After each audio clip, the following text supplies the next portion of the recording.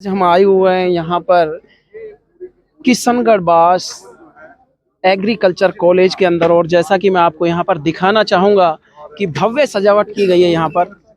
और इनकी आज ओपनिंग थी और इस ओपनिंग के उपलक्ष्य पर यहाँ पर हम आए हैं।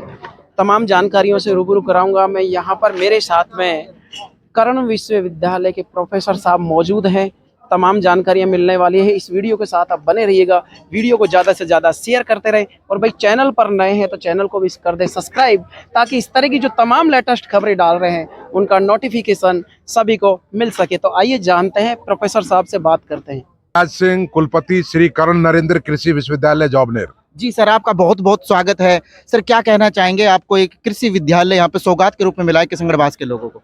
देखिए, नए भवन का निर्माण जो पूरा हो चुका है और आज उसका जो एकेडमिक और एडमिनिस्ट्रेटिव ब्लॉक है उसका लोकार्पण का कार्यक्रम आज माननीय केंद्रीय जो मंत्री हैं श्री भूपेंद्र जी यादव उनके द्वारा, और दूसरे जो राज्य के मंत्री हैं श्री संजय शर्मा जी माननीय, जो वो भी दोनों एक ही विभाग के मंत्री हैं, वन और इसके अलावा एनवायरमेंट और क्लाइमेट चेंज, बहुत ही महत्वपूर्ण विभाग है उनके, और दूसरे जो माननीय जो विधायक थे तिजारा और किशनगढ़ बास, उनके कर कमलों द्वारा किया गया।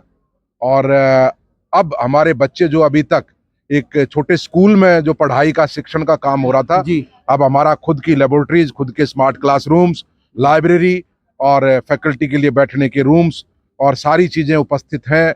अब वो सारी की सारी इसमें बनाई गई हैं और ज़्यादा इसमें डेवलपमेंट आगे होगा। इक्विपमेंट्स की बात हो, फर्नीचर की बात हो, जल्दी उसको पूरा करेंगे। और ये कॉलेज आने वाले टाइम में कृषि शिक्षा के क्षेत्र में इस प्रदेश में बहुत अग्रणी कृषि महाविद्यालयों में होगा, मेरा ये मानना है। और जल्दी इसका हम जो एक्रेडिटेशन होता है आईसीआर का, क्योंकि उसके लिए जो मिनिमम चीज़ें चाहिए, बिल्डिंग, हॉस्टल्स और दूसरी चीज़ें, लाइब्रेरी, लेबोरेटरीज, फैकल्टी, वो सब अब उपलब्ध हो जाएगी। तो निश्चित तौर पर आने वाले 6-8 महीने में हम इसका आईसीआर से जो एक्रेडिटेशन होगा तो वो भी संपन्न करवाएंगे, पूरा करवाएंगे। और हमारे बच्चे यहाँ से पढ़ के बीएससी करके देश के विभिन्न विश्वविद्यालयों में मास्टर्स और पीएचडी प्रोग्राम्स के लिए आगे जाएंगे, या राज्य या केंद्र सरकार में विभिन्न जो विभाग हैं उनमें सेवाओं में भी शामिल होंगे। और कई बच्चे स्टार्टअप वगैरह एग्रीकल्चर को लेकर बड़े उत्सुक हैं, उसमें भी काम करेंगे।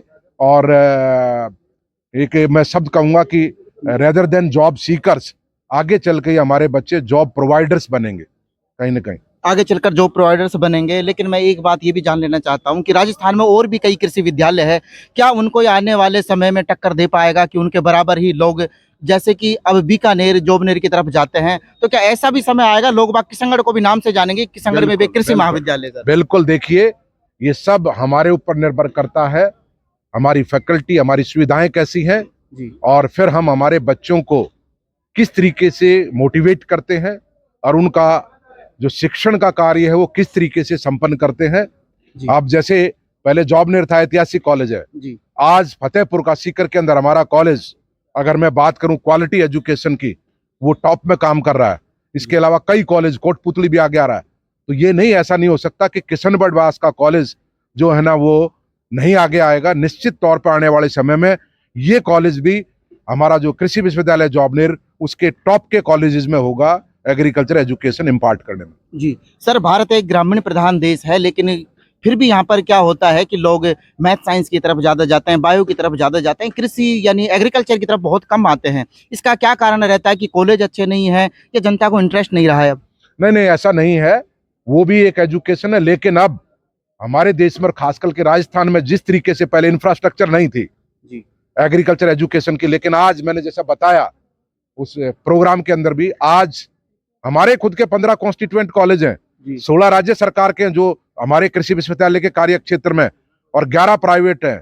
कुल मिला के 42 कॉलेजेस का एग्जाम और उनकी मॉनिटरिंग का काम मेरा कृषि विश्वविद्यालय करता है। तो आप सोचिए, 5 कृषि विश्वविद्यालय राजस्थान में है और इसके अलावा 2 वेटरनरी यूनिवर्सिटी है।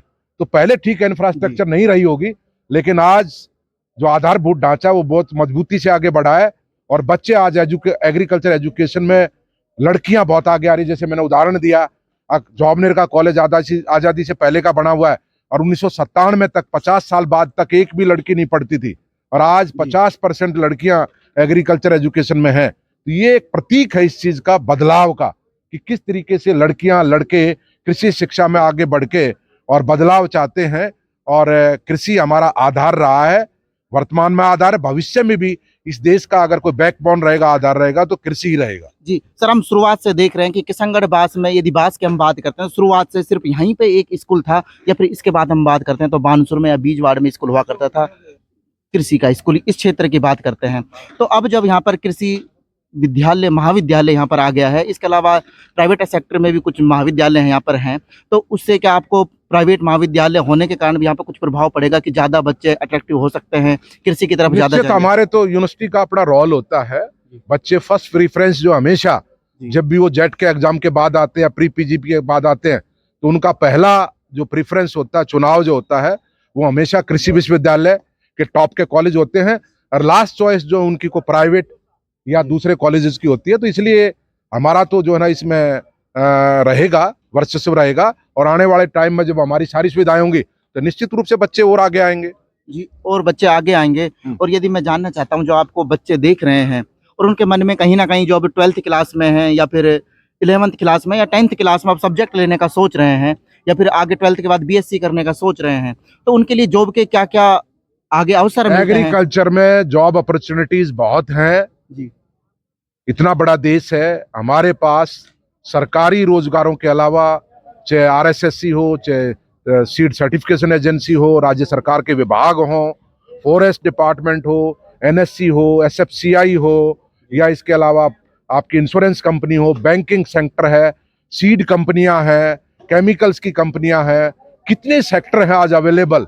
और बच्चे अगर ज्यादा ऊंची शिक्षा लेते हैं तो बच्चों को बाहर की फेलोशिप, बाहर जाने का मौका भी मिल सकता है। तो ऐसा नहीं, हमारे बच्चे वैज्ञानिक भी बन सकते हैं और देश को आगे ले जा सकते हैं आने वाले टाइम में। यानी देश को आगे ले जा सकते हैं, कृषि से जुड़कर ही, जमीनी हकीकत से जुड़कर हिंदुस्तान के लोग कृषि में ही देश को आगे ले जाने का काम कर सकते हैं। आप ये कहना बिल्कुल बिल्कुल बिल्कुल बिल्कुल जी, निश्चित तो तौर कहने का मतलब सीधा सीधा ये है कि आने वाले समय में यहाँ पर किसानों के लिए एक बहुत बड़ा बड़ा यानी कि रिसर्च सेंटर माने, या फिर एक नई, देखिए मूलतः ये शिक्षा का महाविद्यालय है, लेकिन इस पर अनुसंधान भी होंगे, बीज भी तैयार होंगे, और चाहे वो रिसर्च हम दुर्गापुरा कर रहे हैं, लेकिन ये हमारा ही तो पार्ट है।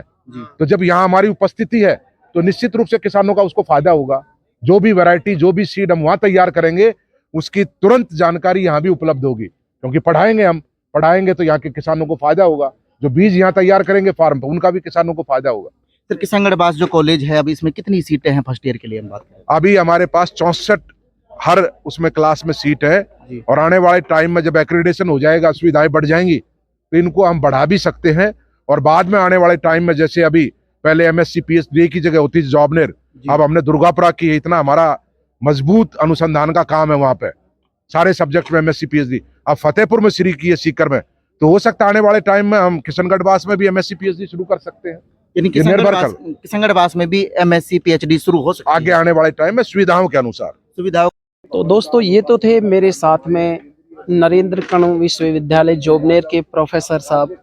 तमाम जानकारियों से मैंने आपको रूबरू करा दिया कि यहाँ क्या कुछ कहना चाहते हैं। यहाँ पर जो किशनगढ़ बास के अंदर जो एग्रीकल्चर कॉलेज खुला है, क्या कुछ सुनहरा मौका है बच्चों के पास, यहाँ के किसानों के लिए।